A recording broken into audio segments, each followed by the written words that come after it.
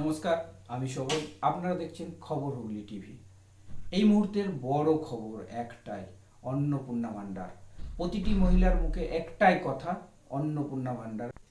এবং কিছু মহিলা আমাকে ফোন করে জানিয়েছেন যে আমাদের দাদা টাকা ঢুকেছে। আবার কিছু মহিলা ফোন করছে, বলছে দাদা আমাদের টাকা ঢোকেনি।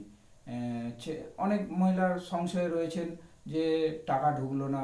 আবার কিছু মহিলারা আমাকে স্ক্রিনশটও মেরে পাঠিয়েছে, দেখলাম যে তাদের টাকা ঢুকেছে।